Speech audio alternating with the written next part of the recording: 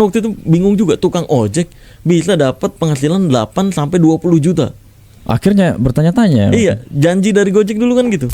Tapi para Habib-Habib ini, Habibnya aja deh.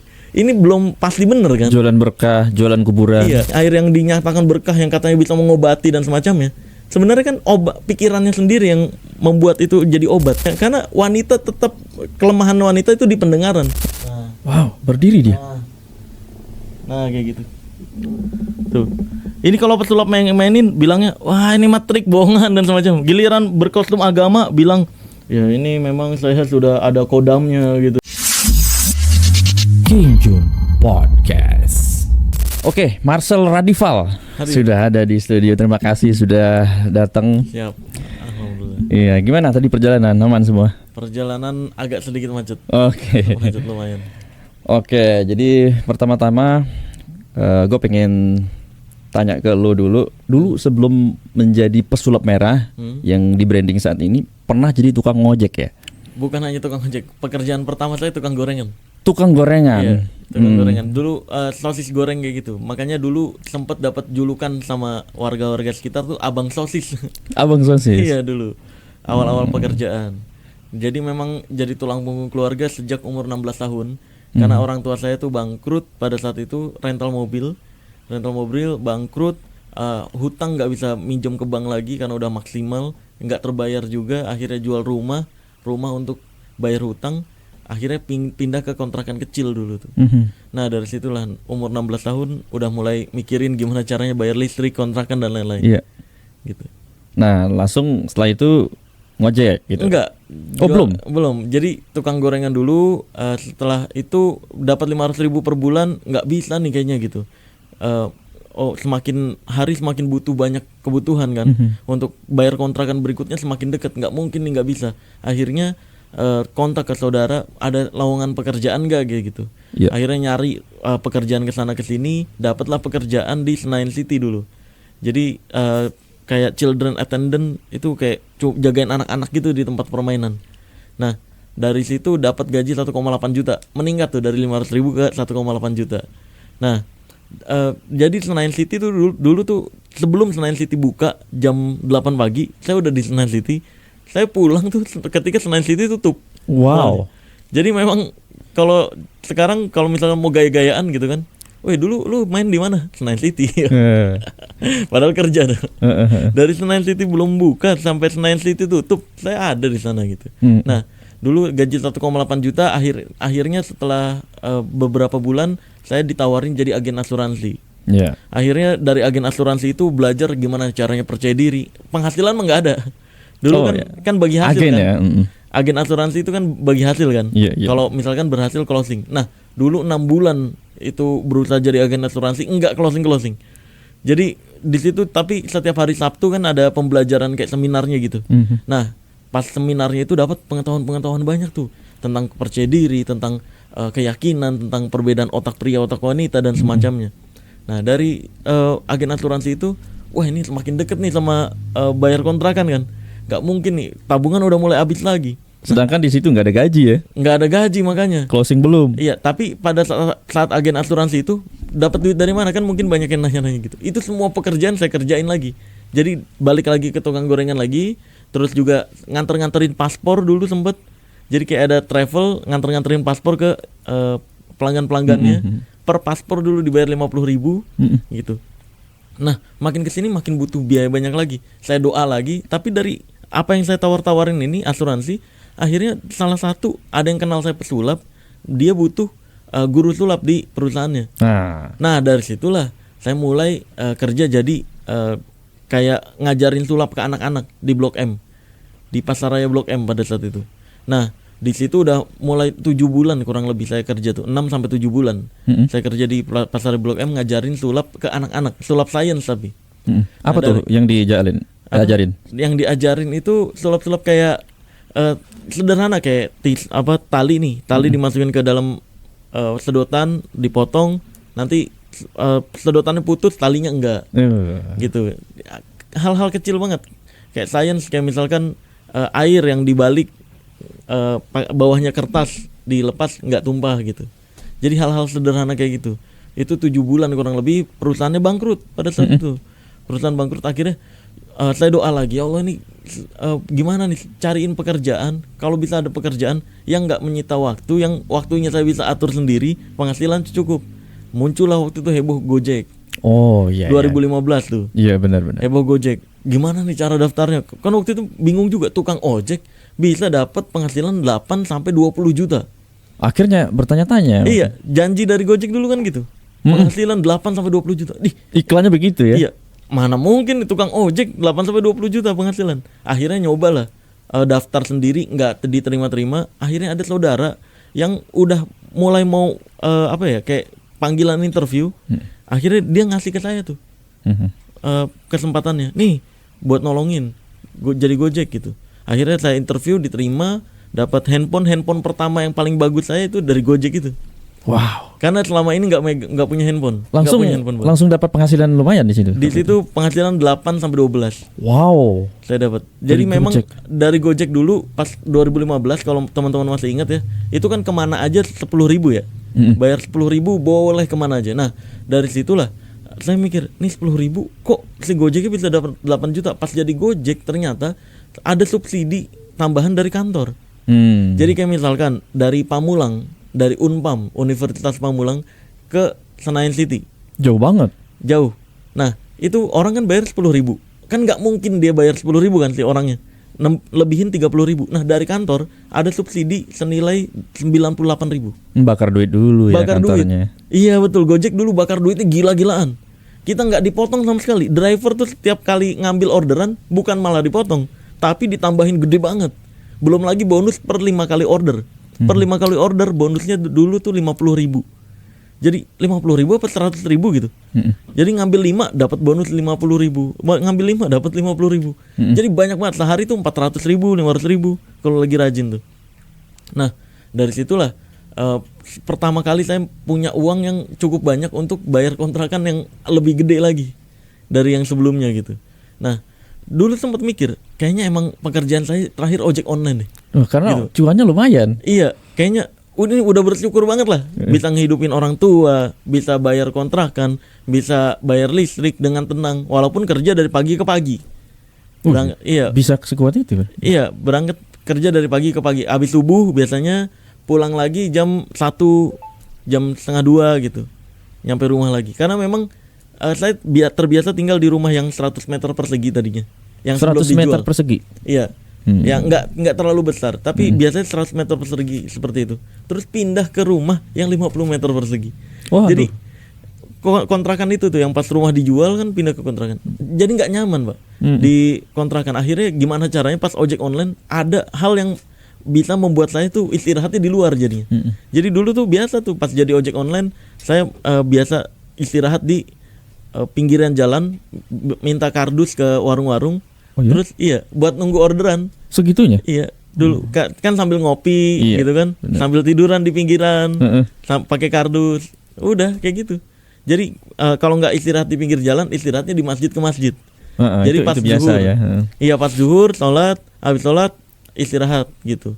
Tiduran sambil nunggu order. Dulu kan ordernya nggak banyak. Oh nggak banyak? Nggak banyak. Pas zaman 10.000 orang masih baru kenal Gojek kan. Terus masih kayak gimana cara pakainya dan semacamnya. Makanya dulu untuk nyari orderan masih agak-agak sulit dulu. Nah 2015 sampai 2018 tuh. Tapi ketika jadi ojek di tahun pertama saya mikir, Pak, ini kalau saya jadi ojek terus percuma dong selama ini yang saya pelajari. Oh gitu. Iya kan? Sulap udah mulai itu? Udah dari 2006, dari SD.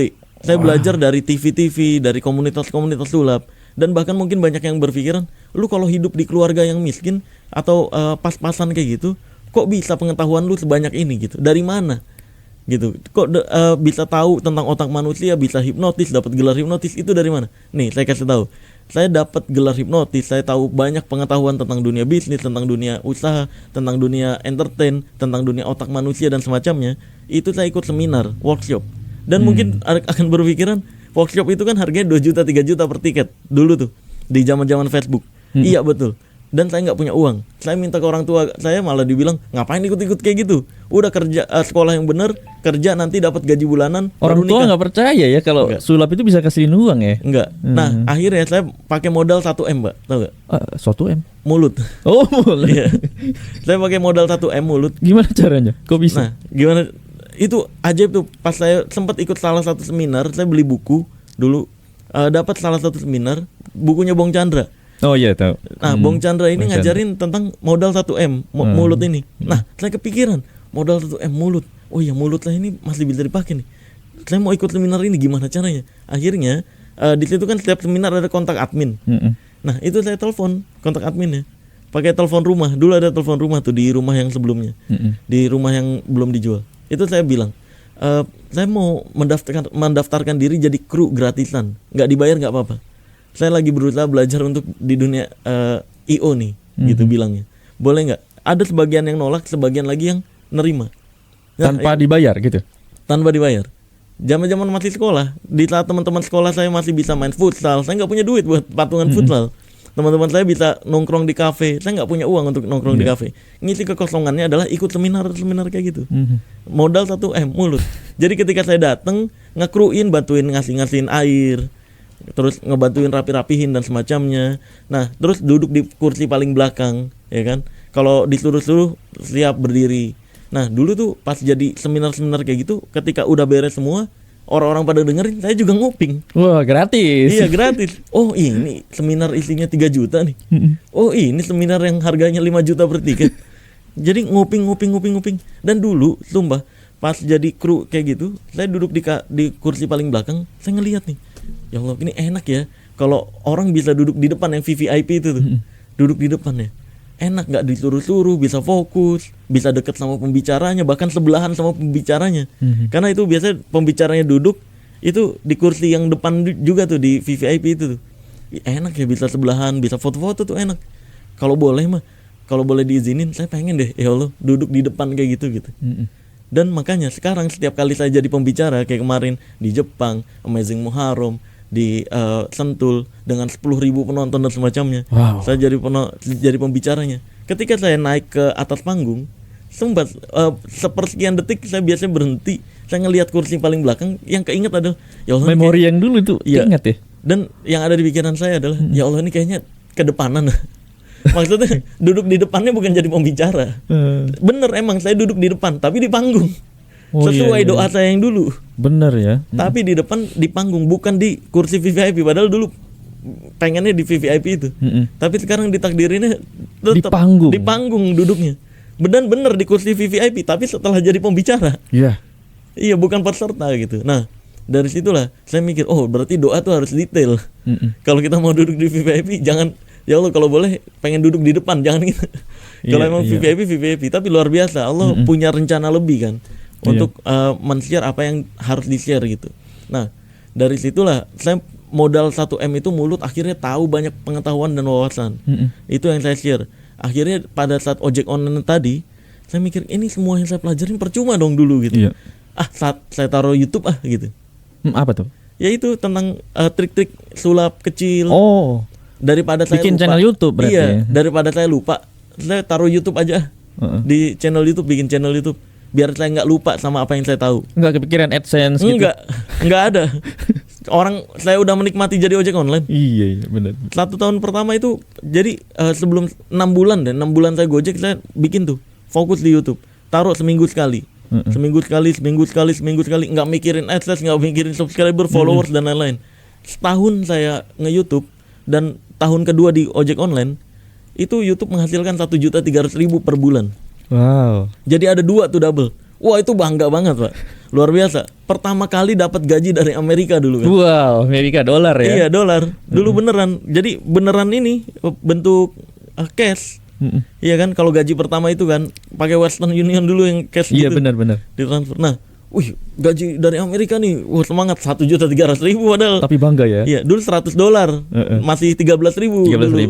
Kalau sekarang udah 1.600.000 tuh mungkin. Betul. Nah, itu dulu wah bangga banget, dari YouTube dapat, dari ojek online dapat.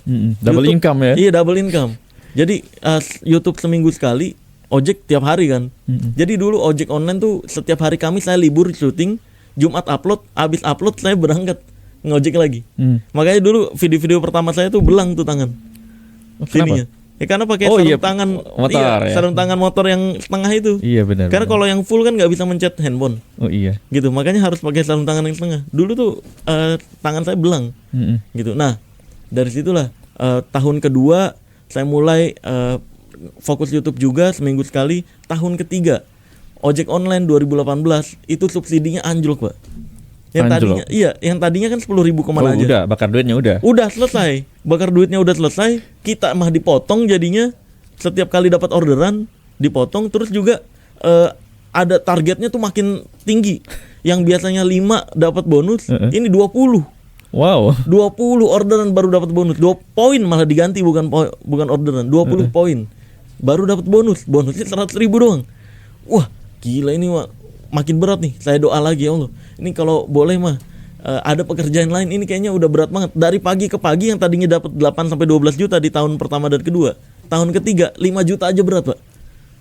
Sumpah 5 juta tuh berat banget. 5 juta, wah udah kerja keras banget juga. 5 juta tuh berat banget per bulan. Akhirnya di tahun ketiga YouTube juga makin naik.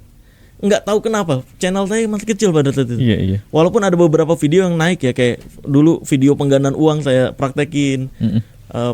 Nah dari situlah salah satu video saya naik dilihat sama salah satu host aplikasi nge-host di online kayak gitu. Dari Cina dia baru masuk ke Indonesia, butuh beberapa talent untuk jadi host. Nah dari situ saya dikontak, Pak.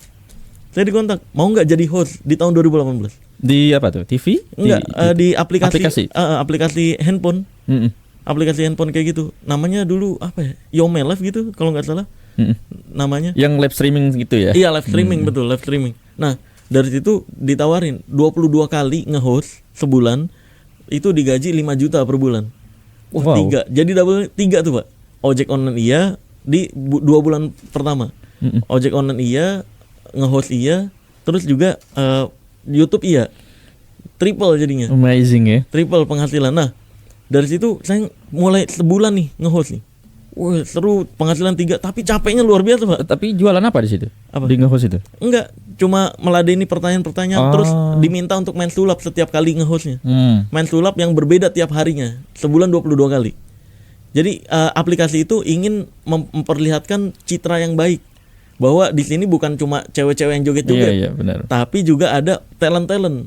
Ada saya, ada Triswaka, Ucok Baba dulu gitu, barengan. Dulu mikir, gue disetarain sama mereka nih artis-artis. Ya mungkin budgetnya beda ya mereka, tapi waktu itu sama. Nah akhirnya 2 bulan saya nge-host, sebulan saya nge-host, saya berhenti dari ojek online karena capek, Pak. Ojek online udah nggak worth it lah. Iya, udah kecil juga sih. Udah kecil, 5 juta aja berat nih. Nah saya mikir 5 juta plus 1,3 cukup lah gitu. 6.300.000 masih bisa diirit-irit untuk bayar kontrakan, cukup untuk bayar listrik dan kehidupan sehari-hari. Nah akhirnya di bulan kedua kontrak, di tanggal 20 saya ingat banget, itu ditelepon, Pak, sama aplikasinya. Mas Marcel, ini kayaknya kita kontraknya habis di bulan ini deh. Lah, ojek online udah terlanjur berhenti lagi. Lah kenapa ini? Iya karena penonton Mas Marcel kalah sama yang wanita-wanita. Kita udah berusaha untuk nge-push juga kalah, Mas, gitu. Dulu kan pesulap merah nggak ada yang kenal, belum ada yang kenal. Jadi penontonnya masih tipis. Penontonnya masih 500, 600 gitu. Orang 500-600 orang ketika nge-host ya, ketika live itu. Nah dari situ wah mikir lagi, ya Allah ini kalau 1,3 juta per bulan nggak cukup nih gitu. Tanggal 20, 21, 22 tiap hari nangis, Pak, semua. Saya naik ke atas genteng, ya naik ke atas genteng rumah, saya doa nangis tuh. Ya Allah nih saya butuh pekerjaan nih gitu. Di atas genteng itu? Iya, di atas genteng. Terus saya sempat mikir tanggal 23, 24, 5 hari itu bukan waktu yang sebentar, Pak. Bener-bener nggak ada pilihan lagi nih. Masa YouTube doang 1.300.000. Pas di tanggal 24-nya saya mikir, nge-Grab aja kali. Kan Gojek udah enggak nih, daftar Grab aja kali. Gitu. Tadi pengen pindah gitu. Udah daftar Grab aja kali nanti. Jadi ojek online lagi nggak apa-apa lah. Gitu. Plus nge-YouTube aja udah gitu. Biar saya nggak lupa sama apa yang saya tahu. Nah, akhirnya tanggal 25-nya ada aplikasi sebelah, saingannya dia.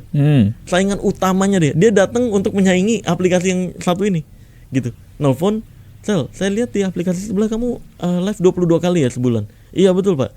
ini mau nggak pindah ke aplikasi kita 10 kali sebulan katanya. Live-nya 10 kali sebulan, tapi kamu bilang dulu bisa nggak tuh putus kontrak sama yang sebelah. Saya bilang, oh ya udah nanti saya telepon yang sebelah ya untuk putus kontrak. Padahal emang udah diputus, ya. Biar kelihatan mahal aja. Terus tanggal 25-nya saya 4 jam saya diemin tuh Pak. Teleponnya, oh ya nanti saya bilang ke sebelah. 4 jam, udah mandi makan. Padahal nggak nelfon yang sebelah juga. 4 jam kemudian saya telepon lagi. Halo Pak, iya tadi saya udah telepon sama yang sebelah. Katanya tanggal 28 besok bisa mulai putus kontraknya. Emang itu, emang udah diputus kontrak tanggal 28-nya gitu. Nah, oh iya pindah ke kita aja 10 kali live. Wah oke, asik nih. Bayarannya? Nah saya nanya kan mulai bayarannya berapa. Saya mikir kan pasti lebih kecil. Pasti lebih kecil, nggak apa-apa deh. Saya mikir 3 juta 2 juta nggak apa-apa deh per bulan gitu. Yang penting ada selain YouTube gitu. Pas dia nelfon, kalau untuk pertama sih kita nawarin ini Mas, nawarin penawaran. Nanti kalau ada yang nggak setuju kita obrolin. Semoga nih langsung setuju ya biar nggak ribet gitu. Kita per bulan 30 juta, kontraknya 3 tahun 10 kali live. Lama ya kontraknya ya. Iya, per bulan 30 juta selama 3 tahun. Nah dari situ, tapi tanda tangan kontrak per tahun. Per tahun? Tanda tangan kontrak per tahun untuk 3 tahun dia langsung gitu. Wah langsung deal itu.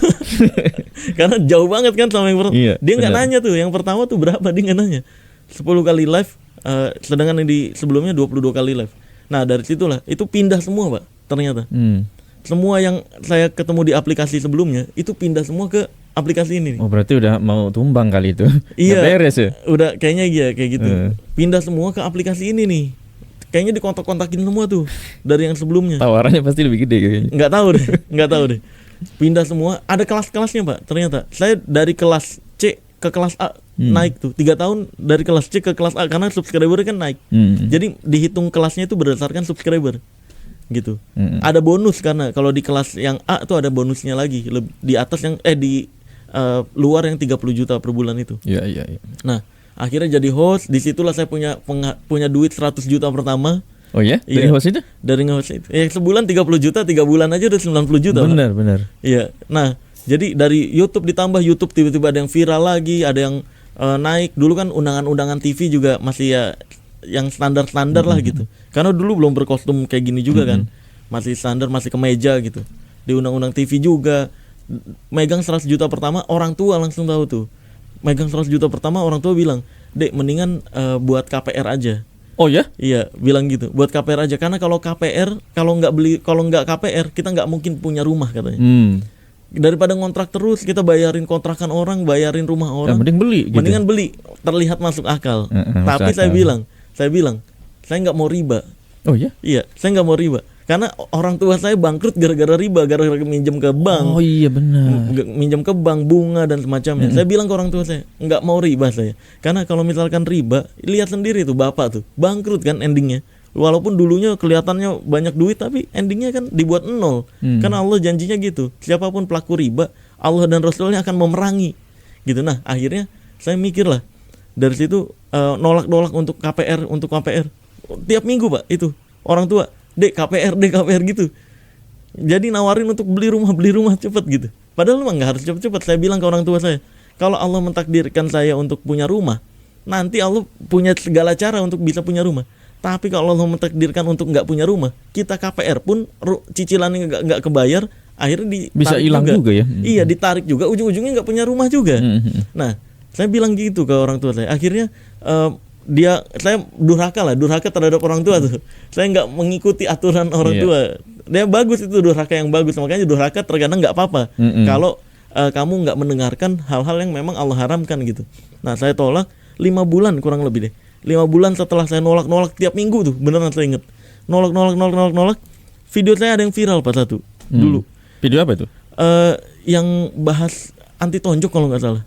Oh iya, yang sama yang botak itu ya? Iya, yang botak itu. Nah, itu viral. Nah, dari situlah pas naik, boom, per bulan juga masih kontrak 30 juta per bulan. Tapi emang ketemu orang itu ya? Iya, janjian mau dia ya? Dianya kan nantang-nantangin. Oh iya. Dia nantang-nantangin, kalau emang nggak percaya tenaga dalam, datang sini. Ya kalau mau datang ayo, datang di tengah-tengah gitu, di studio teman saya gitu kan. Jadi fair nih, nggak ada yang main di kandang sendiri gitu kan. Iya. Ketemu, ya udah saya tonjok. Nah viral itu, Kan ada ya. iya viral mulai tuh di TV-TV, diundang Deddy Corbuzier, diundang Master Deddy Corbuzier, diundang ke YouTube gede, diundang ke berbagai. Sebenarnya duitnya kan kecil-kecil kalau yang dari situ. Yang gedenya kan dari off air. Oh. Off air diundang perusahaan-perusahaan untuk perform. Hmm. Nah banyak, 5 bulan kemudian saya pulang langsung bilang ke adik saya cari rumah sekitar situ. Saya ngelihat, ada nih satu rumah yang kamar mandinya lebih luas daripada satu kamar. Dari kamar tidurnya. Wow. Iya, saya ngeliat, ada bathtubnya, ada ini. Dulu nggak kebayang punya kamar mandi yang kayak gini nih. Dari ngeliat kamar mandinya itu langsung saya beli, bayar, kasih kuncinya ke orang tua. Wah, apa tuh? Kan- Kata orang tua. Ya diem sih dia kayak Diem ya? iya juga ya gitu. Oh iya, Iya. kalau Allah mentakdirkan pasti dikasih gitu. Makasih doang sih dulu. Makasih ya, bener ternyata kalau Allah takdirin punya rumah, nggak nyangka juga gitu. Wow. Nah, dari situ saya tapi luar biasa Pak, itu dari duit yang biasanya di rekening ratusan juta, saya lihat langsung balik ke nol lagi. Buat bayar cash kan. Oh iya. Kan bayar cash Tapi punya aset ya. Iya, tapi punya rumah, seenggaknya nggak bayar kontrakan lagi gitu. Betul. Deg-degan juga Pak itu. Tapi kan polanya udah bisa diulang lah ya. Iya. Pola cari duitnya ya. Tapi kan saya udah mikir, walaupun itu nol lagi kan bulan besok ada lagi Ada nih masuk lagi. 30 gitu kan. Mhm. Ya ngirit-ngirit lah gitu, jangan terlalu buat dijajan ke sana ke sini. Akhirnya dari situlah saya mulai belajar tentang investasi kayak gimana gitu. Oh, belajar investasi juga? Iya, saya belajar investasi yang nggak haram, yang nggak riba kayak gimana. Seperti? Akhirnya saya masuk, awalnya kan di non real ya. Saya belajar tentang saham itu kayak gimana. Oh, pernah belajar saham? Iya, yang di ini OJK Bursa Efek ya? Bapepti. Iya, enggak, Bursa Efek Indonesia. Oh, Bursa Efek yang Indonesia. bayar 100.000 udah berikut pembuatan rekening dulu. Ikut Iya, sana saham, terus nanya-nanya ke teman-teman saham kayak gimana. Reksadana saya pelajarin. Saya sempat naruh duit di saham dan reksadana. Pas saya pelajarin lagi, walaupun itu syariah, di Indonesia masalahnya menurut Dewan Syariah Nasional DSN itu saham dengan hutang riba 40% itu dianggapnya halal. Nah dari situlah saya mikir, wah riba juga dong 40%. Ini kan sama aja zina kalau 40% halal. Iya. Lah nggak boleh zina, sentuhan 1% 2% zina tetap gitu. Nah dari situlah saya mikir, enggak lah, berarti saya tarik semua tuh. Withdraw semua itu. Oh iya, withdraw semua. Reksadana, saham, ada yang rugi, ada yang untung kan, macam-macam tuh. Withdraw mendadak. Dari pengetahuan situ saya tarik semua jadi cash saya pelajarin lagi. Emas di Islam kayak gimana nih aturan beli emas? Emas nggak boleh yang online. Oh oke. Emas nggak boleh yang online. Emas ada aturannya sendiri. Emas itu harus beli cash, tukeran duit langsung jadi emas gitu. Apa bahasa Islamnya tuh ya'din biya'dun apa gitu. Jadi harus tukeran langsung. Oh berarti harus COD. Saya mulai tuh pelajarin emas kayak gimana. Beli di Antam, harganya sekian. Kalau di grup-grup Facebook, harganya sekian. Lebih murah di grup Facebook. Karena banyak orang yang jual butuh kan. Iya benar. Nah dari situlah saya mikir beli emas. Mulailah di emas sektorial, emas terus dari dulu tuh. Jadi di naruh duit dapat duit, naruh di emas, dapat duit naruh di emas gitu. Yeah. Nah akhirnya saya mulai belajar lagi. Tiba-tiba dikasih lagi 6 bulan 7 bulan kemudian. Saya mulai kan investasi pelajarin, akhirnya saya pindah ke emas. Terus 6 bulan 7 bulan kemudian dapat lagi video saya yang viral lagi Di YouTube? Iya di YouTube. 6 bulan 7 bulan kemudian viral lagi. Terus banyak kan viral berkali-kali tuh. Yang pertama ini bukan yang anti tonjok. Yang pertama itu viral yang difitnah menghina pencak silat kalau ingat dulu. Yang saya motong besi, yang ngebongkar pematahan besi. Nah yang kedua adalah yang anti tonjok itu. Anti tonjok. Iya, yang anti tonjok. Nah yang pertama itu beli rumah yang dibuat orang tua. Yang kedua nih yang anti tonjok itu baru saya beli rumah yang di Bandung. Dari hasil itu dong bisa beli rumah? Iya, beli rumah yang di Bandung akhirnya. Nah dari situlah itu luar biasa. Di undang-undang sana sini lagi, balik lagi tuh Pak duit yang saya keluarin buat orang tua, balik lagi. Cukup nih kayaknya nih buat beli rumah lagi gitu. Saya beli rumah di Bandung gitu. Nah terus akhirnya setelah beli rumah di Bandung, mulai ada video yang viral lagi yang Samsudin itu. Oh iya, sama Bang Udin. Iya, yang saya ngebongkar Samsudin itu kan parah tuh, resikonya gede banget tuh saya ke sana. Iya, saya lihat itu sempat mau ditonjok itu. Ditonjok, dikeroyok, wah luar biasa deh pokoknya. Dia main duit banget pada saat itu, bayar-bayarin preman. Orang kan ngiranya itu warga sekitar, padahal bukan. Itu preman-preman dia. Iya, preman-preman dia yang berkostum seolah-olah itu murid-murid ngajinya dia, padahal bukan. Gitu. Jadi memang preman-preman atau karyawan-karyawan mereka lah yang geruduk. Nah dari video itu viral, diundang-undang lagi, ketemu Rudy Salim, dia juga investasi dan semacamnya. Akhirnya ya Allah ini kayaknya kebanyakan dah. Gitu. Sumpah Pak, saya ada di tahap hampa Pak, hidup parah. Dan saya baru tahu tuh, oh ternyata di dunia ini kalau kita punya semuanya malah hampa. Oh, hampa. Gak ada waktu apa gimana? Bukan, hampa adalah semua yang kita pengen udah punya. Terus kita pengen beli bisa. Bahagianya hilang Pak. Bahagianya hilang. Iya, kan dulu saya mikir nggak terasa ininya, berusahanya. Iya, gitu. dulu saya punya rumah bahagia itu gara-gara saya harus ngirit-ngirit Pak. Ngirit-ngirit uang, nabung, kebeli rumah, bisa beli rumah. Bahagia tuh. Bahagia. Ya kan? Nah, ini kalau beli rumah tinggal beli doang. Dih, apaan nih? Gitu. Kok nggak ada bahagianya? Mobil dulu akhirnya mobil udah punya kan yang merah dulu. Mobil udah punya yang merah. Nah, terus apa lagi ya? Saya mikir dulu ojek online di tahap hampa itu Pak. Saya sampai mikir saya harus beli sesuatu yang nggak masuk akal dalam hidup nih. Yang dulu saya pikir-pikir nggak mustahil. Akhirnya saya ingat nih di ojek online dulu saya pernah ngelihat orang yang mobilnya atap kebuka, kabriolet. Saya mikir ini orang tuanya kerja apa ya gitu. Kok bisa kayak gini? Dulu sempat di pas ojek online itu mikir kalau boleh ya Allah saya pengen nyobain naik mobil kayak gitu dong. Punya teman yang kayak gitu.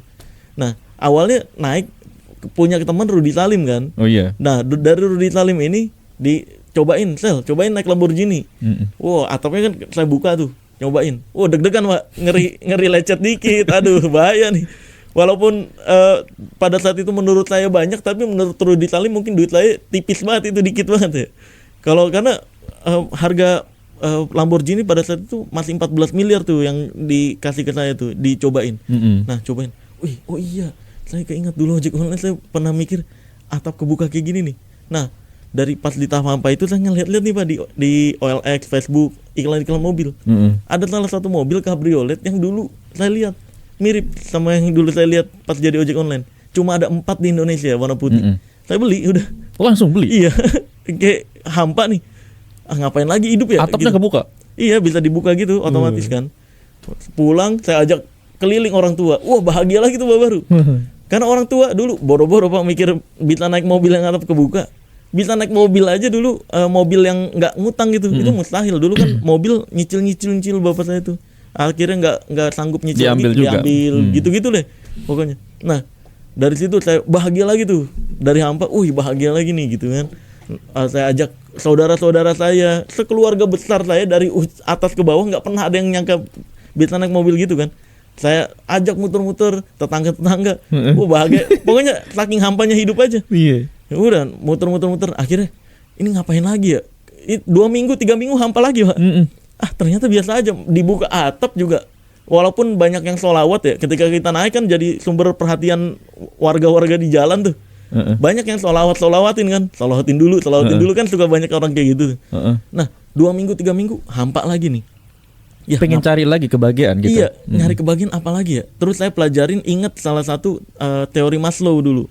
Abraham Maslow kan kalau di tingkat paling atasnya aktualisasi diri, gitu kan. Di tingkat bawahnya kan kayak kebutuhan fisiologi, kebutuhan rumah, kebutuhan sosial, kebutuhan validasi. Paling atasnya itu kebutuhan aktualisasi diri. Aktualisasi diri udah nggak butuh apa-apa lagi. Dimana di tahap aktualisasi diri seseorang itu harus jadi bermanfaat. Nah akhirnya saya mikir lah, bermanfaat ngapain? Buka pekerjaan. Tapi buka pekerjaan, lowongan pekerjaan ini kan banyak yang nganggur, banyak juga yang orang-orang yang ngelamar pekerjaan tuh sulit tuh, ya kan? Yeah. Lowongannya 2, yang daftar 1000. Betul. Nah, puyeng kan. Saya mikir, kasihan. Gimana caranya buka lowongan pekerjaan?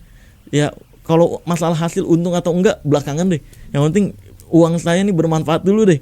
Gitu, karena menurut saya udah terlalu banyak. Akhirnya saya mikir lah, doa lagi sama Allah. Jadi sebenarnya semuanya tuh diaturin saya hidupnya Pak. Enggak saya mikir nge-planning gitu, enggak. Enggak langsung aja ngalir gitu. Ngalir. Saya doa dulu, minta dulu. Kalau kepikiran apa saya minta, ya Allah nih saya pengen kayak gini nih gitu. Karena hidup saya gini. Nah, akhirnya dari situlah saya dipertemukan sama salah satu partner bisnis saya. Dia tadinya punya pabrik emas, udah nggak kepake. Pabrik emasnya saya beli. Yang itu ya, bisnis emas itu ya. Pabrik emasnya saya beli, buka lagi Blaze Gold namanya. Blaze Gold itu. Iya, Blaze Gold buka. Nah, akhirnya jalan, buka lapangan pekerjaan, berhasil.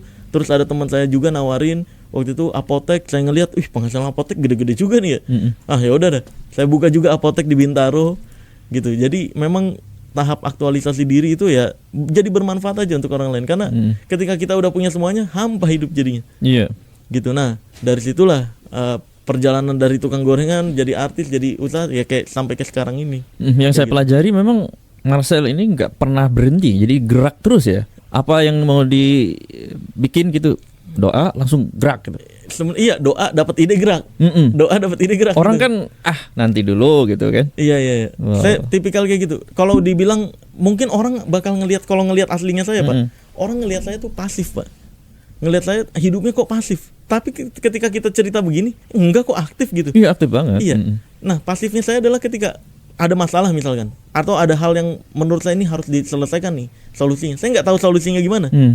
Saya diem dulu aja, doa minta tolong sama Allah, udah main TV, nonton TV, nonton Netflix, nonton YouTube, terus jalan-jalan, traktir keluarga, dapat ide di sela-sela antara itu, lagi nyetir, baru saya kerjain. Oh, ini solusinya gitu. Iya, kayaknya kalau ngerjain ini, saya nggak pernah mikirin solusinya, Pak. Oke. Saya selalu minta tolong sama Allah, dikasih ide, kayaknya ini ngelakuin ini, kerjain, gitu. Dan berhasil. Iya, pas kerjain nggak semuanya berhasil. Kayak dulu yang pas difitnah menghina pencak silat. Saya udah dapat ide klarifikasi. Saya klarifikasi nggak didengerin. Udah pasrah, Pak, saya. Oh, tapi LP masuk? Apa? LP enggak, gitu. Hinaan. Oh, Orang hinaan. kan saya nggak menghina. Cuma dituduhnya menghina. Dituduh. Jadi hinaan, ancaman pembunuhan dan lain-lain. Macam-macam tuh. Nah, apa saya klarifikasi, saya jelasin, nggak ada ngomongin tentang pencak silat sama sekali, ngomongin tentang dukun-dukun yang jual energi. Cuma yang saya bongkar memang yang pematahan besinya, kan seperti yang pencak silat praktekan gitu. Nah, waktu itu pas saya klarifikasi nggak didengerin, 7 bulan, Pak.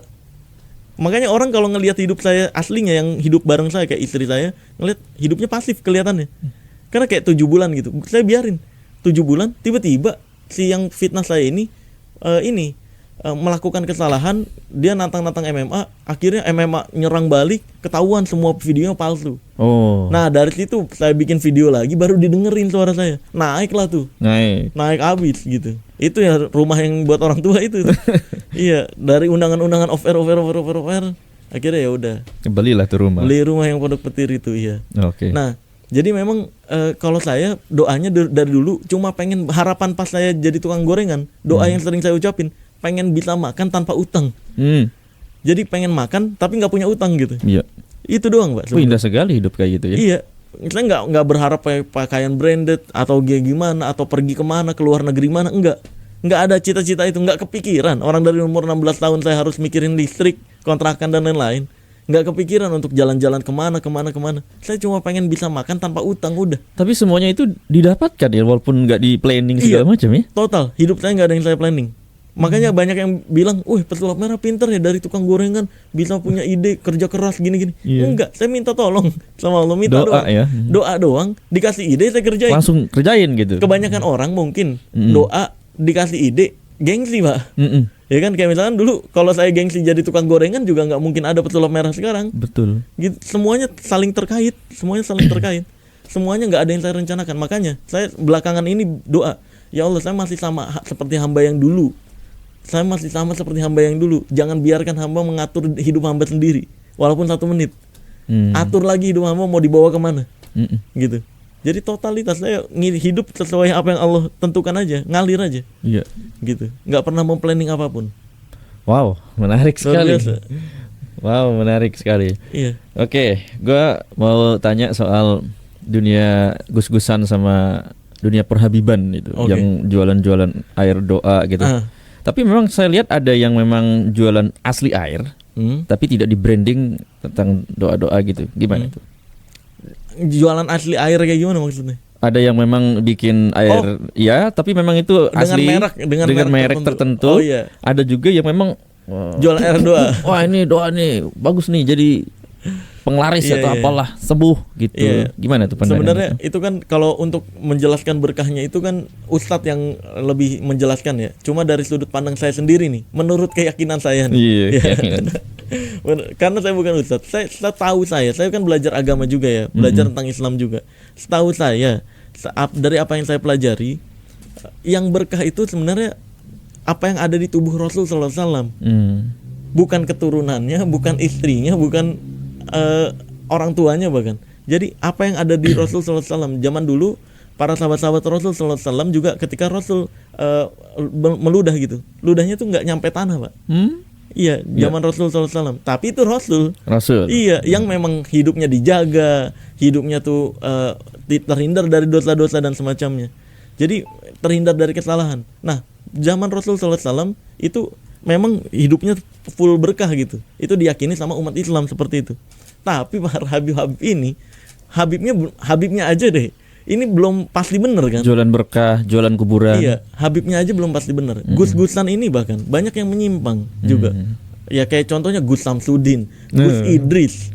Ya kan? Iya. Gus-gusan yang terbaru itu ya? Iya, Gus Idris yang terbaru. Oh iya, terbaru. Yang melakukan pencabulan terhadap talentnya, dugaan pencabulan. Dugaan ya? Iya, dugaan pencabulan karena masih diusut sampai sekarang. Tapi kalau konten hoaxnya beneran konten hoax karena dia udah pernah di penjara 3 bulan. Wow, karena konten hoaxnya. Ada jejak digitalnya ya di penjara ya. Bahkan lepas dari penjara tetap aja bikin konten hoax dan dipercaya sama masyarakat Indonesia. Nah, makanya para penipu-penipu berkedok agama kayak gini memanfaatkan berkah-berkahan ini tanpa ada dasar ilmu gitu. Jadi kayak seolah-olah badan dia ini full berkah. Aqua dicelupin gitu. Berkah. Nih berkah, ditiup, nih berkah. Terus diludahin, bahkan ada diludahin dan semacamnya. Ini berkah. Bahkan kayak Gus Samsudin ya. Saya pernah dengar dari krunya, itu dia cuma beli botol kosong, airnya diisi air keran. Air keran? Iya, terus dikasih plester Arab kayak gitu. Apa huruf Arabnya. Iya, mereknya itu jadi huruf-huruf Arab. Huruf Arab. Gitu. Seolah-olah itu air berkah. Dan itu untungnya gede banget. Modal botol doang, ya kan, bisa dijual per botol 50.000. Gitu, dan itu banyak banget yang kayak gitu. Dia maksudnya itu mah penipuan yang belakangan ini banyak lah yang terjadi karena itu placebo effect doang kan. Apa tuh? Placebo effect itu adalah obat palsu. Obat palsu. Ya, dan bahkan dokter di dunia medis pun masih menggunakan itu. Placebo effect untuk misalkan orang ini kecanduan obat tertentu. Nah, daripada ngasih obat nanti overdosis, bilang aja obat lain. Iya nih. Yang bentuknya mirip gitu. Nih, ya udah saya kasih nih obatnya gitu. Dia minum jadi ngerasa tenang dan semacamnya padahal kayak pikirannya sendiri. Sugesti berarti. Iya, belief system. Iya, placebo effect itu adalah obat palsu intinya. Jadi kayak air yang dinyatakan berkah yang katanya bisa mengobati dan semacamnya. Sebenarnya kan pikirannya sendiri yang membuat itu jadi obat. Jadi sebenarnya placebo effect ini cuma untuk menutupi rasa sakit yang harusnya dia rasakan. Tapi efek sampingnya adalah ketika ini dipraktekkan untuk penyakit-penyakit besar kayak kanker stadium berapa 4 misalnya 3. Kalau pakai itu, efek dari kankernya nggak terasa. Tapi kankernya semakin parah. Nah, ini yang bahaya gitu. Jadi ada salah satu artis juga yang kayak dulu pengobatan telur kalau masih ingat. Saya ada udah meninggal juga almarhum udah. Dia ngobatin pakai telur kalau nggak salah kanker gitu penyakitnya. Dari kanker stadium 1, 2, 3, 4 itu diobatin pas stadium 4 pikirannya nggak bisa ngeblok lagi rasa sakitnya. Akhirnya baru berobat ke luar negeri, terlambat. Oh, nggak terasa ya sakitnya. Karena dia yakin kira sembuh kali. Dia yakin sembuh kan. Keyakinan sembuh ini nih yang terjadi dari pengobatan penipuan yang terjadi di dukun-dukun. Kayak telur diusap-usapin keluar paku, dibilangnya wah ini ada yang santet, udah sembuh. Dia yakin sembuh nih udah. Akhirnya nggak terasa penyakitnya lagi. Akhirnya nggak periksa dia ya. Nggak periksa akhirnya, tapi penyakitnya makin parah gitu. Itu kan sebenarnya sama kalau dalam pengalaman hidup sehari-hari kita, ketika pikiran kita nggak notice terhadap sakitnya, maka nggak sakit. Kayak misalkan kita main bola nih. Zaman dulu kan masih kecil pasti pernah main bola, main futsal. Kalau ada luka-luka nggak terasa. Oh, nggak terasa. Nyampe gamenya selesai dulu. Baru enak, baru berasa tuh. Pas ngelihat, kok ada darah ya? Iya. Ya kan? Nah, baru terasa tuh sakitnya. Nah, pikiran kita juga gitu. Jadi obat-obat palsu ini, placebo effect ini untuk menutupi rasa sakitnya menggunakan sugesti, menggunakan keyakinan diri. Ketika dia yakin dia sembuh, nggak terasa lagi, gitu jadinya. Jadi yang dijual-jual di air berkah ini ya placebo effect itu, obat palsu sebenarnya. Oke. Kalaupun mau berkah mah ya doa orang tua tuh. Doa orang tua berkah. Ya, sedekah itu kan Allah ngajarin yang jelas-jelas aja. Sedekah bisa mengobati sakit, ya udah sedekah, lakuin sedekah lah gitu. Untuk kesembuhan gitu. Kurma itu bisa menghilangkan sihir 3 kurma. Ya udah, kalau misalkan bisa jadi penyakitnya dari setan atau dari gangguan jin, kalau ada keyakinan kayak gitu, ya udah makan kurma lah gitu. Iya. ya kan. Nah terus kayak misalkan janji-janji Allah kayak habatus sauda bisa mengobati seluruh penyakit, ya kan. Habatus sauda kata Rasul sallallahu alaihi wasallam, ya udah pakai itulah gitu. Kan bisa mengobati seluruh penyakit kecuali kematian kan. Rasul bilangnya, ya udah pakai yang jelas-jelas udah ada Rasul ngajarin. Ini kok celupan-celupan gitu. Astaga. Nggak masuk di akal ya. Yang nggak diajarin sama Rasul malah dipraktekin, dipercayai. Yang diajarin ditinggalin. Iya kan, balik aneh. Ya. Perkataan Rasul sallallahu alaihi wasallam nggak didengerin. Perkataan gus-gusan ini yang nggak jelas gusnya juga nih, oknum-oknum lah kita nyebutnya, oknum-oknum gus, oknum-oknum Habib ini yang nggak jelas ini didengerin gitu. Aneh. Kenapa Rasul yang mereka ngakunya keturunan, terus juga gus-gusan ini ngakunya kan mempelajari Islam, ini perkataan Rasul nggak didengerin, sampai kakinya dicium. Iya gitu. Itu kan berlebihan kan. Itu berlebihan, ya. Iya berlebihan, dan bahkan dalam Islam bahkan Rasul mengajarkan kita nggak boleh menundukkan kepala kita. Iya betul itu. Sama orang lain, bahkan di para ulama juga salim ke orang tua itu jadi perdebatan kan. Pernah dengar ya? Nggak boleh salim sampai nunduk gitu tuh. Jadi salim itu boleh nyium tangan, tapi tangan orang tua yang ditarik. Itu perdebatan. Ada yang bilang boleh juga karena bukan gerakan seperti ruku. Yang nggak boleh kan gerakan seperti ruku dan sujud gitu. Kalau nundukin gini nggak nyampe gerakan ruku, ada yang mengatakan boleh. Jadi gimana caranya ulama-ulama kita di Islam aja itu memperdebatkan yang cuma salim ke orang tua, ini sampai nyium, sampai cium kaki. Nah itu udah jelas-jelas bekas dilarang. Makanannya juga itu, bekas minumnya makan diminum. Jelas-jelas dilarang dalam Islam. Berkah katanya. Nah berkah kalau Rasul sallallahu alaihi wasallam saya nggak apa-apa dah, iya. Kalau Rasul yang minum saya minum, itu ngarap berkah dari situ boleh lah. Tapi ngarap berkah itu ya dari sesuai yang Islam ajarkan gitu. Jangan kayak jimat bilangnya ngarap berkah juga, bilangnya ikhtiar dukun-dukun ini kan. Nah itu menarik tuh UMKM yang suka naruh-naruh ajimat gitu, naruh-naruh penglaris gitu supaya ya nanti warung baksonya kelihatannya tutup gitu. Iya, padahal kagak itu. Itu kan itu masih dipercaya itu di masyarakat itu. Nyampe sekarang masih, betul. Jadi sebenarnya orang-orang yang percaya dukun adalah mereka-mereka yang nggak mau introspeksi diri. Sebenarnya kalau kita tarik, pesugihan itu muncul karena di luar sana ada orang-orang yang malas kerja tapi pengen kaya. Malas kerja tapi pengen kaya? Iya, nggak pengen kerja tapi pengen kaya. Gimana caranya orang-orang kaya ini kok kelihatannya hidupnya santai, jalan-jalan terus bisa kaya raya? Gue pengen kayak gitu juga. Kan yang dia lihat luarnya doang. Iya. Yang orang yang dalamnya dilihat, coba deh lihat orang kaya kesehariannya gimana, puyengnya gimana, tanggung jawabnya gimana. Coba lihat deh. Jangan pas dia jalan-jalannya, pas nggak jalan-jalannya kan puyeng banget tuh hidupnya tuh. Walaupun tinggal di rumah yang luas, mobil yang mewah, tapi hidupnya puyeng karena tanggung jawabnya banyak. Nah, ada orang-orang di luar sana yang ngelihat cuma garis luarnya doang, pengen kayak gitu tuh. Dia nggak tahu caranya jadi kaya. Akhirnya dia mungkin ketemu temen yang zong gitu kan, bilang, ada nih pesugihan di sini aja nih ritualnya. Nanti kamu bisa dapat keberuntungan, menolak bala, mendatangkan kekayaan dan semacamnya. Akhirnya ritual mah iya, kaya enggak. Iya. Nah, itu yang terjadi di orang-orang yang jualan tadi tuh. Dia pengen laris. Itu kan sebenarnya penglaris itu muncul karena ada orang-orang yang malas belajar gimana teknik bisnis, gimana cara memperbesar bisnis. Marketing dia nggak pelajarin. Enak apa enggak makanannya. Betul. Gitu ya. Dia nggak nyadar tentang enak atau enggak makanannya. Penampilan makanannya dia nggak pelajarin. Dia nggak mempelajari psikologis. Harga di atas itu sama harga di bawah itu mempengaruhi. Pernah dengar gak? Psikologis kita naruh harga di atas, makanya kayak McDonald, KFC naruhnya di atas, CFC naruh harga di atas. Itu untuk membuat dia ngelihat ke atas, membuat psikologis si pembelinya percaya diri. Karena ini body language atau bahasa tubuh percaya diri nih, mendongakkan ke atas. Jadi ketika dia milih harga, dia lebih enteng untuk keluar duit. Tapi kalau ngelihat harganya ke bawah, ini psikologis body language orang sedih, orang yang nggak punya energi. Ketika di bawah, makanya yang di bawah-bawah tuh biasanya paketan. Iya, karena orang karena berharapnya jangan beli ini, belinya yang di atas gitu. Nah, yang kayak gitu-gitu, jadi itu harus dipelajarin dalam bisnis. Ada orang-orang di luar sana yang nggak mau mempelajari itu, nggak mau tahu penyebabnya. Akhirnya gimana cara jadi laris? Pakai benda ini nih, tinggal pasang doang. Digituin, dia akal-akalin dukun, akhirnya dipasang, laris mah kagak. Tapi sebenarnya gini, Pak, ada teknik-teknik dukun yang misalkan ada nih maharnya 20 juta. Ini pakai penglaris ini nih. Ini barang yang saya temuin dari zaman Firaun misalkan gitu. Seolah-olah eksklusif lah gitu. Nih, pakai ini nih misalkan. Apa tuh? Ya inilah nih, misalkan ini nih.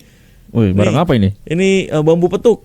Bambu ini. Ya, misalkan nih Wih. pakai bambu petuk ini, taruh di toko, nanti otomatis barang orang-orang pada jualan. Ini harganya 20 juta. Wow. Gitu misalkan Wah. 20 juta. Nah, tahu nggak Pak yang dilakukan sama si dukun? Ketika ini dibayar 20 juta, dia naruh nih. Ritualnya kamu cipretin setiap hari Jumat. Gitu. Nah, nanti 5 jutanya dia pakai untuk bayar orang-orang beli di sana. Oh gitu. Iya. Set bayar nih. 20 Bener gitu Iya, akhirnya. iya bener, makin rame nih, gitu. Ntar kalau udah 5 jutanya kan udah habis nih, dipakai buat bayar orang-orang. Seminggu, tiap minggu datang berapa orang, seminggu datang berapa orang. Iya nih, lebih rame nih gitu. Nah, nanti pas udah sepi lagi, si korbannya ini kan nanya, Pak kemarin sempat rame Pak, tapi sekarang kok sepi lagi? Kemana Wah, tuh? itu energinya berarti udah habis, perlu diisi ulang. Diisi ulang. Betul. Pakai Bayar lagi. apa itu isi ulang? Ya nanti dibilang ritual begitu doang. Oh. Gitu deh, kocak deh. Jenis juga dukunnya ya. Nanti bayar Iya, orang lagi gitu. Bayar lagi, betul. Kan berharapnya adalah si dukunnya adalah ketika dia bayar 5 jutanya nih, ya kan buat bayar orang-orang. Ya. Toko itu kelihatan rame, orang-orang yang nggak tahu ramenya karena apa ikut kepancing. Oh, masuk akal. Teknik buzzer ya, teknik buzzer di dunia bisnis. Iya, orang kalau rame-rame itu juga kita Kan penasaran. penasaran Iya. pengen beli enak Kok kali pada ini beli? gitu. Iya kan, iya benar. Nah, tapi ketika itu nggak berhasil, dia bakal pakai cara yang kedua, pakai dukunnya. Iya. Ketika si korbannya ini ngeluh, kok sepi lagi ya, dia bakal bilang, oh energinya habis. Wah, saya cek ada yang nyerang toko kamu. Nah. Dia bilang gitu. Oh, lebih Perlu ada duit lagi nanti mas tuh. lebih kencang lagi nih duitnya. Betul, kayak gitu cara main dukun. Jadi kalau memang penglaris ada, gini deh, mungkin ada yang bilang main lu kurang jauh kan gitu biasanya dukun-dukun. benar. Main lu kurang jauh tuh, lu mainnya trik doang dan semacamnya. Kalau penglaris ada, saya akan percaya penglaris itu ada. Kalau ada orang jualan cilok, 1 ciloknya 1 juta, tapi pembelinya ngantri. Pakai aja penglaris kan. Terus misalkan ada brand baju, dia jual baju yang jelek yang bahannya panas dan semacamnya dengan harga misalkan 5 juta atau 1 juta, terus pembelinya ngantri. Ada nggak masalahnya? Nggak ada.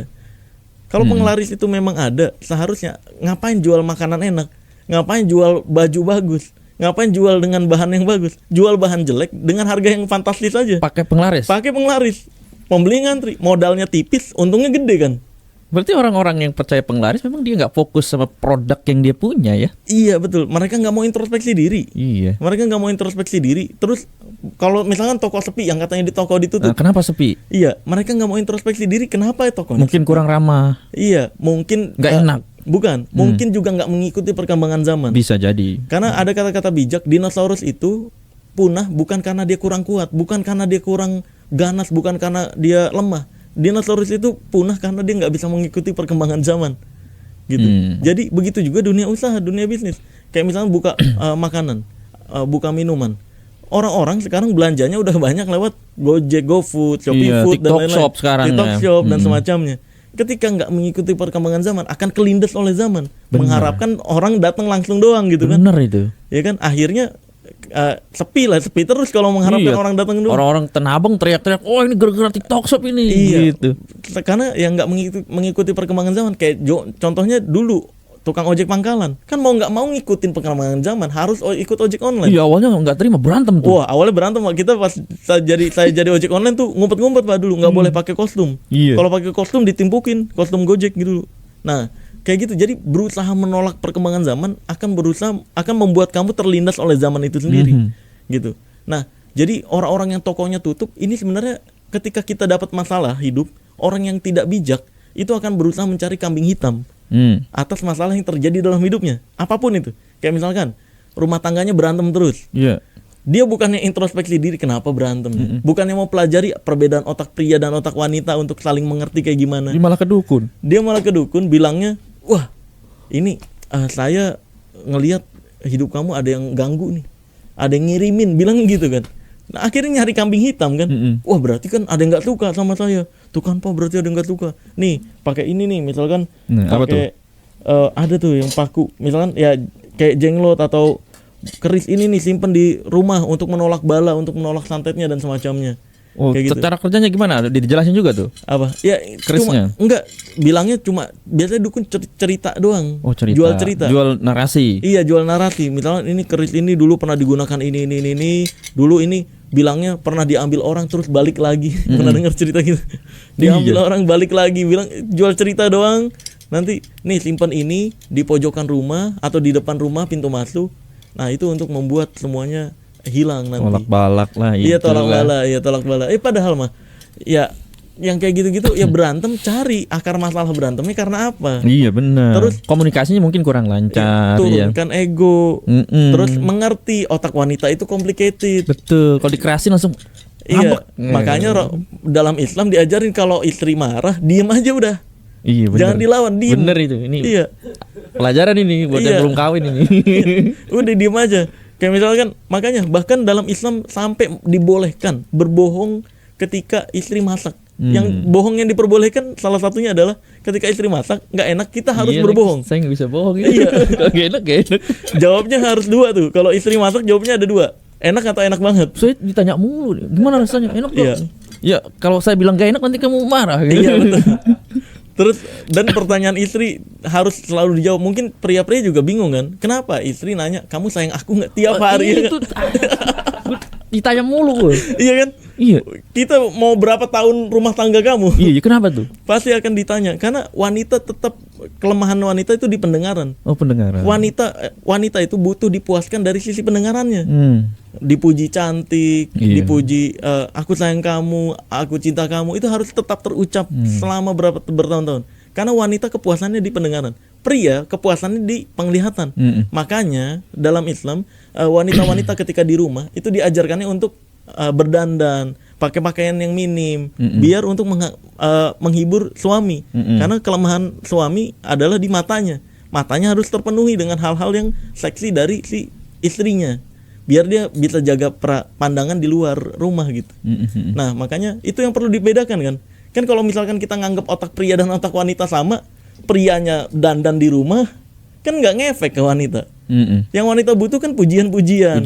Kayak, ih kamu rajin banget ya benerin ini. Kamu enak nih masakannya, enak banget gitu. Kamu belajarnya dari mana dan semacam. Itu yang dibutuhkan wanita. Wanita nggak butuh pandangannya dipuaskan. Sedangkan pria juga nggak butuh pendengarannya dipuaskan.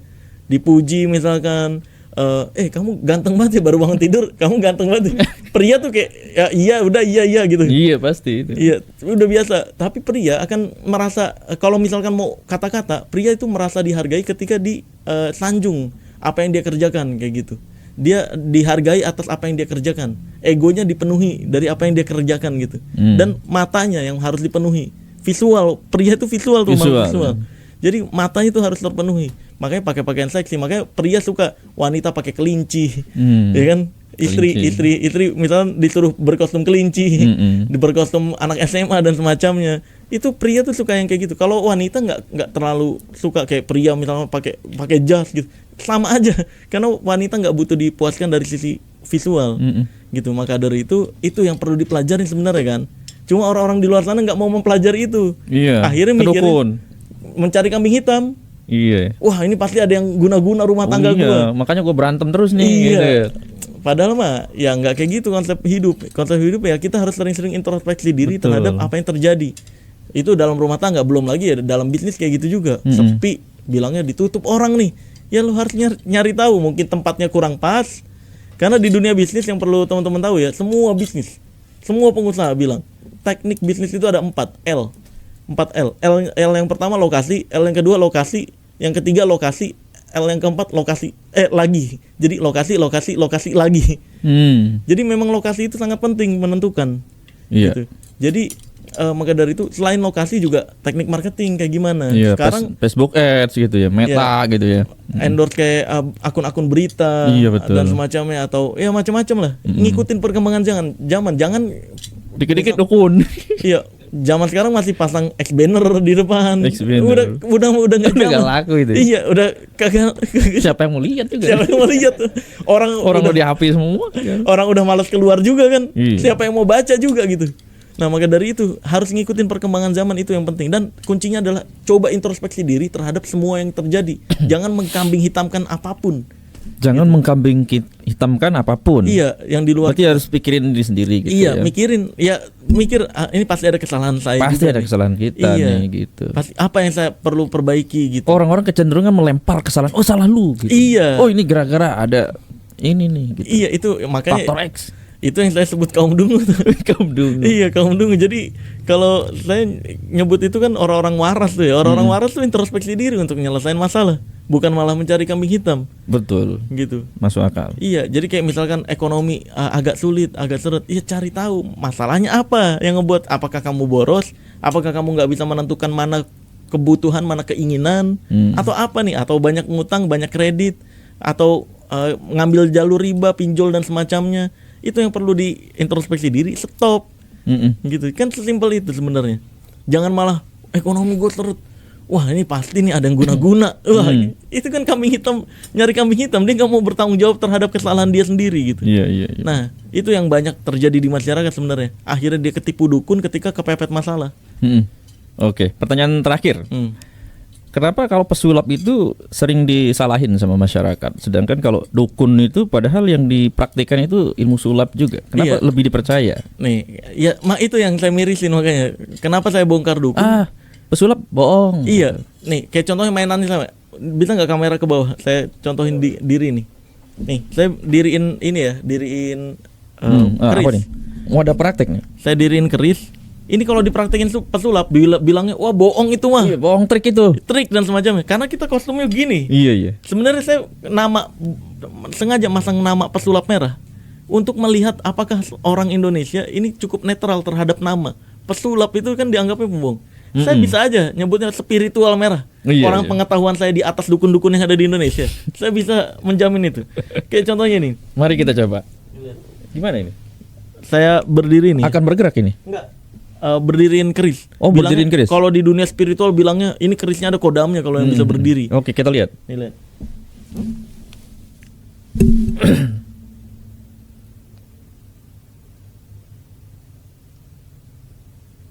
Wih, dia berdiri rupanya.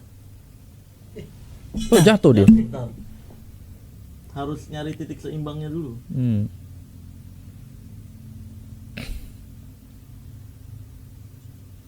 Ini harus fokus memang. Harus fokus ini.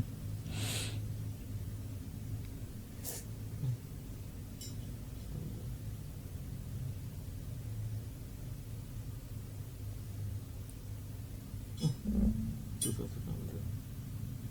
Jadi intinya kalau didiriin, kalau kena goyangan dikit jatuh kita di. Jadi kita tinggal nyari titik seimbangnya doang. Maka pelan-pelan, bentar, kurang lurus.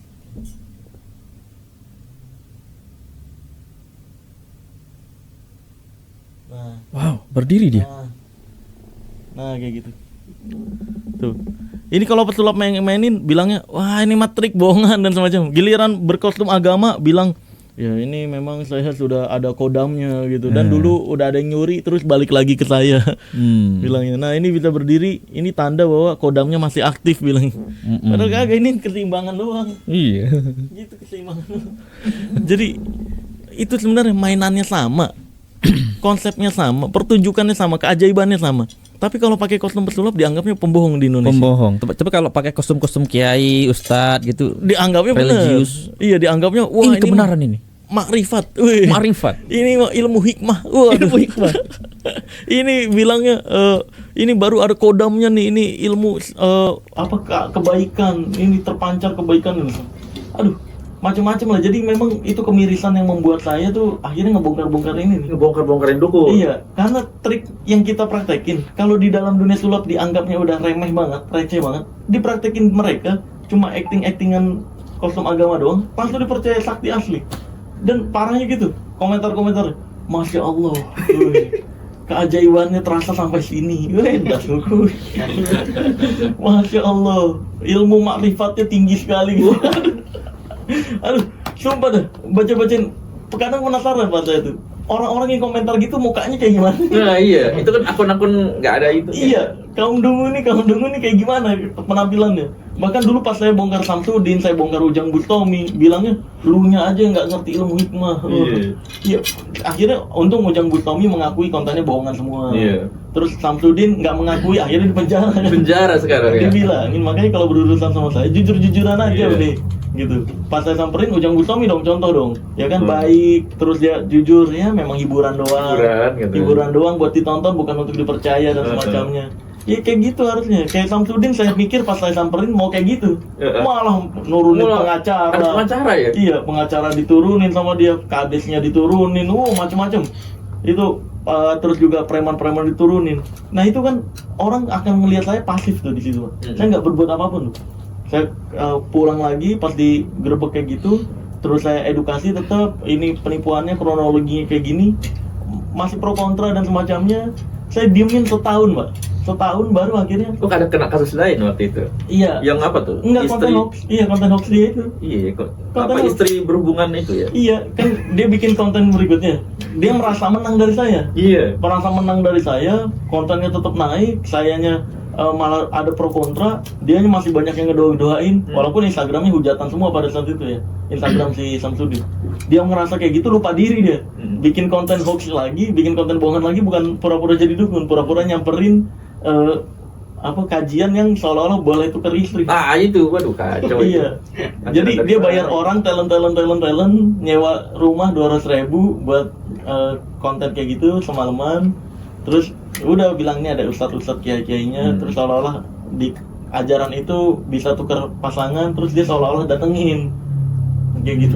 Nah akhirnya dicari tahu, akhirnya dia mengakui semua kontennya bohongan, dipenjara juga karena ya Islam nggak ada yang ngajarin kayak gitu masalahnya. Ya, masa logika aja, masa Iya. istri bisa dipakai banyak Ditukar gitu, aneh banget. Aneh nih. Nah akhirnya akibat konten yang dia buat itu dia dipenjara kan 2,5 tahun, tapi akhirnya bebas bersyarat, dipenjarain 4 bulan doang. Terus bebas bersyarat gitu. Sekarang nggak tahu deh, masih statusnya bebas Mari bersyarat kita atau gimana. saksikan kontennya udah.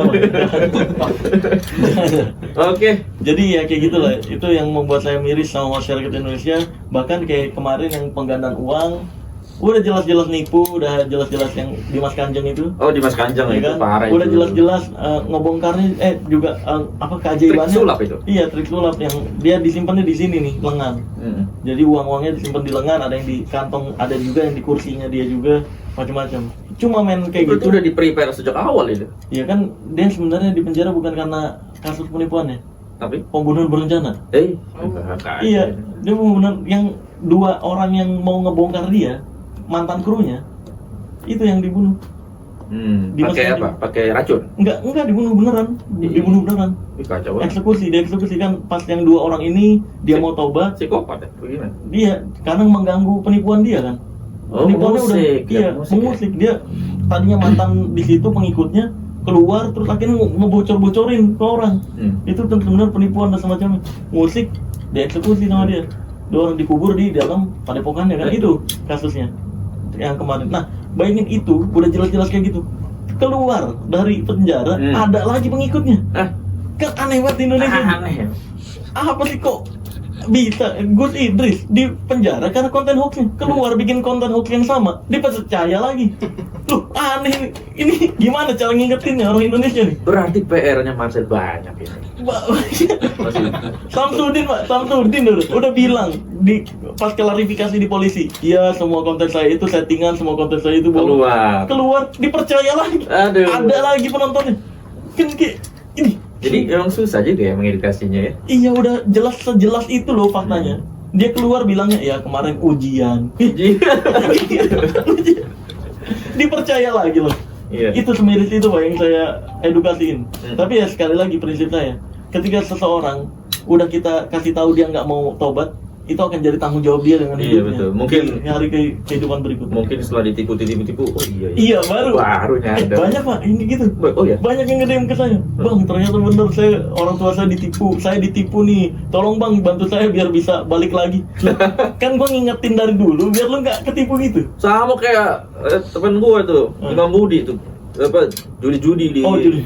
judi online gitu. Iya. Kagak mau sadar, Giliran udah ketipu. Abis gitu baru Ajarin gimana cara balik gitu. ajarin bang gimana cara balik duitnya. Gua nggak mau lagi main judi. Ya, kan padahal kita edukasi judi biar kagak main judi gitu ya. Iya. Ya kalau udah ketipu kayak gitu, udah kayak sama kayak gue udah ketipu dukun kayak gitu. Ya udah ikhlas aja udah. Emang terkadang ada orang-orang di luar sana harus ditipu dan dicabuli dulu baru sadar. Gitu. Kalau Kalau dukunnya apa? dukun cuma ada cabul. dua. Kalau nggak nipu ya cabul. Dan emang terbukti kayak gitu gitu. Ini udah Bahkan ada yang nanya, Pak, kalau ke saya kadang, jangan sembarangan lu. Dukun itu nggak cuma dua, nggak nipu dan cabul. Karena ada dukun beranak. Ya, dukun pamujan. Iya, nggak. Kalau pamujan mah emang itu mah Dia bukan dukun untung-untungan. itu? Untung-untungan, dukun juga dia. Untung-untungan dong, 50-50 Pak. Kalau dia berhasil dianggap sakti, kalau gagal tinggal alasan. Cari alasan. Iya, kayak gitu dong. Nah, terus ini ya orang-orang yang bilang, ada dukun beranak, jangan salah lu gitu. Iya. Saya selalu jawab, ya kalau ada dukun beranak ya tolongin lah, masa ya dibiarin. Oke. Kalau ada dukun beranak jangan biarin beranak sendiri, kasihan, bawa ke rumah sakit. Kalau ada dukun, terus dukun pijet gimana dukun pijet? Ya mungkin capek dukunnya pijet. Saya bercandain gitu. Jadi memang ya kalau dukun-dukunan ini cuma ada dua, kalau nggak nipu ya cabul yang memperlihatkan keajaiban-keajaiban. Kalau dukun beranak ya udah, dukun beranak kan bantuin orang beranak doang. Iya benar. Ya ampun. Oke, terima kasih banyak Mas. Sama-sama. Iya, let's close. Oke. King Jun Podcast.